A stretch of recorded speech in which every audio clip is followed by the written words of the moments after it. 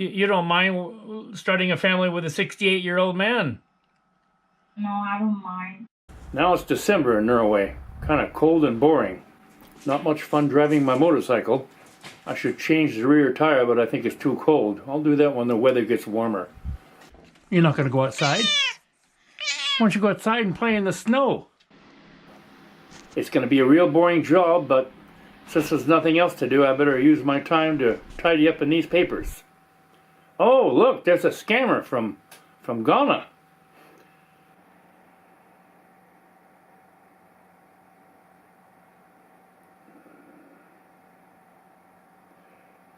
I told her right away in the beginning I was 68 years old.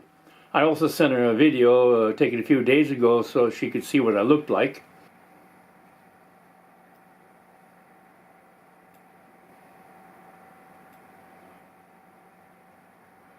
Not bad. Nice tits.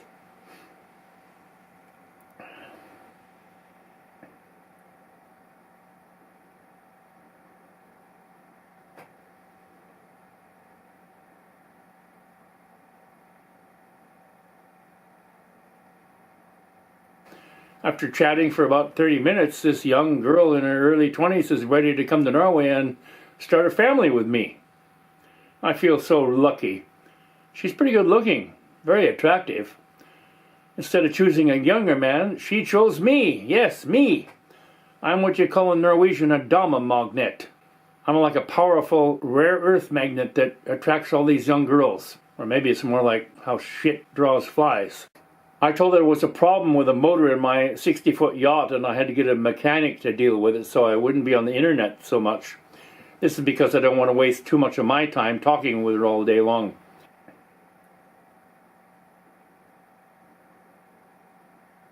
She called me on Skype. Her microphone didn't work, but I could see that she was talking and moving, so it's indisputable proof that it's this beautiful girl with the big tits I'm talking to who wants to come to Norway and make babies with me.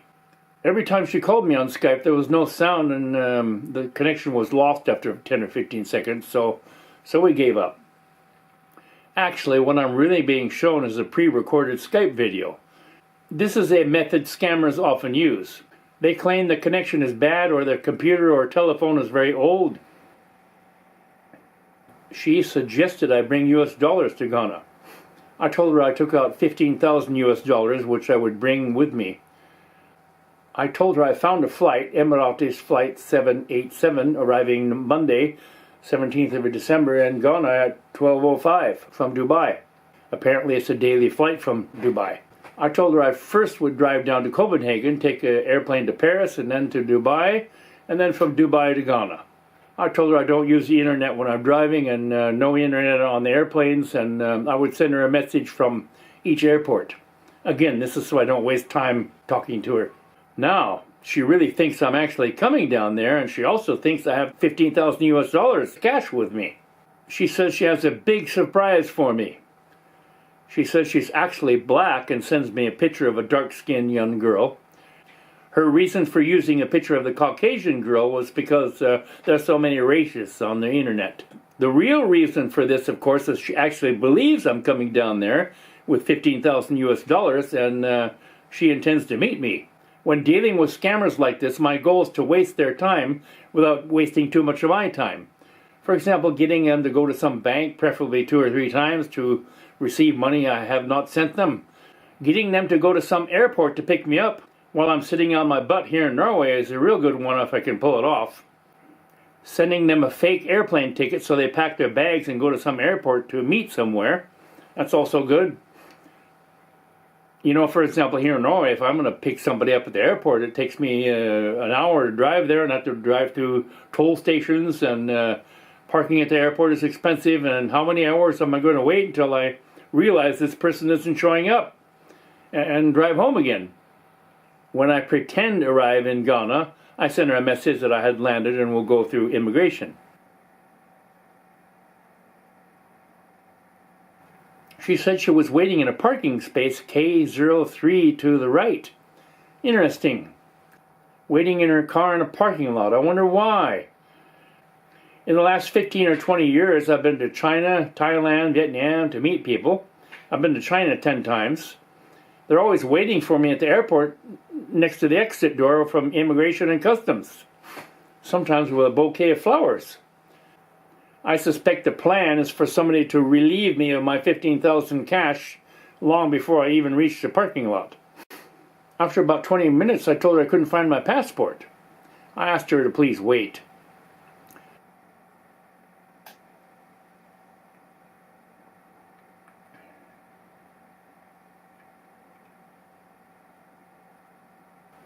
After another half hour or so, I told her my passport was found in Dubai. I told her to please wait. After another wait, I told her the passport would be sent to Ghana next day on the same flight at 2:05. I told her I would proceed to immigration, but maybe there'd be a problem without my passport.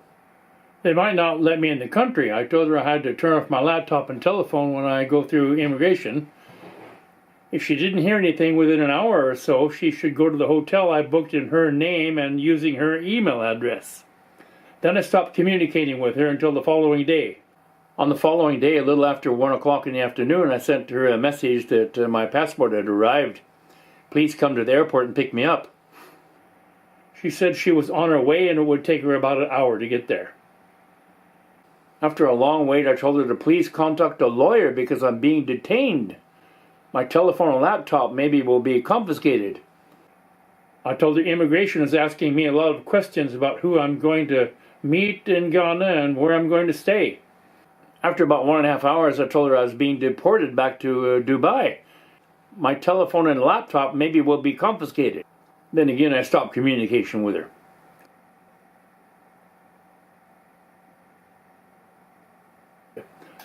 On the following day, I told her I'd just been escorted to the airplane on the way back to Dubai. Somebody had stolen my charger to my telephone and my laptop. On the following day, after my so-called return to Norway, she said she wanted to meet me in Dubai. I told her I think Dubai is a terrible place. Numerous women, also from Norway, who have reported rape to the police in Dubai, have been arrested and sent to prison for having sex while not being married. Last week, a British woman was jailed for drinking wine on the airplane operated by Emiratis on the way to Dubai. They treat foreign workers from third world countries like slaves, and there are serious human rights violations in that country. She adamantly refused to consider any other country. She needs a visa to travel to Dubai, but she could travel to Jordan and several other countries without a visa. She wants me to send $650 to pay for the hotel she allegedly had to stay in for 2 nights and $300 for the lawyer. Now, I don't know if Norway is absolutely the most expensive country in the world, but it's probably well ahead of whatever country is in second place. You can usually find a fairly decent hotel in Oslo, Norway for around $100 a night. Dragging a lawyer to the airport to argue with immigration would certainly be a very expensive affair. I don't really believe she contacted a lawyer. Probably was just the same person who was waiting to rob me of my money while she was sitting waiting in her car. Of course, I don't mind. I can pay that money. Like all Westerners, I'm filthy rich.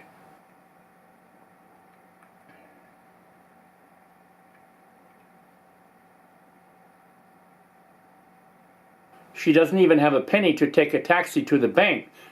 She wants the money sent to a friend, Ya Botang, who works in a bank. I found her Western Union money transfer form, which I edited. Now let's see, they're required to say the name of the person that sent the money. Let's try this one. Høyesteretsjustitiarius, Dritsek Sheltring Spøkefugl. Supreme Court judge send you money, you can take it to the bank. For some reason, I didn't get the money. She called me several times on Skype about the money and meeting in Dubai. Here is some Skype chat on camera with this scammer. I'm going to obscure her identity. There's no compelling reason not to do so. Do you really want to start a family with me? You know, I'm 68 years old. Of course. I mean, I wouldn't come to the airport to, wait all the hours and be thinking and come all the way from Kumasi. There's a lot. So, yeah, of course. Why not? You want to start a family with me, really? Yeah. How many children would you like to have? 2? 2? Yes. But you know, I'm 68. Well, that's why I want 2, so we wouldn't have to spend more time taking care of plenty kids. So. Yeah, but You know, like to if I had children with you, like maybe I'd be like 69 or 70 when you had this child. And if you want to have well, two, that's, I mean, I don't even want to think about age. I mean, it's just a number or just a something. number, So, yeah. yeah, But then when the child is 10 years old, I would be 80. that's beautiful. I That's mean, really, that, really? Okay. Okay. yeah, so you would And have then, to tell them more of your life experience, and I mean, yeah. yeah. And then if you had two children, how soon would you have the other baby? Very soon. I mean, Very maybe a soon. year interval. Yeah. Okay. Then I'd be like, when that child was 10 years old, I'd Yeah. be I want it that maybe way so 82, they'll go 82. together. What? I want them, I mean, I want to have the second, so I mean, in a Okay. year time after I've had the first one, so we would have time to take care of them, Yeah. so they would grow up together. That makes sense. But then when they Yeah.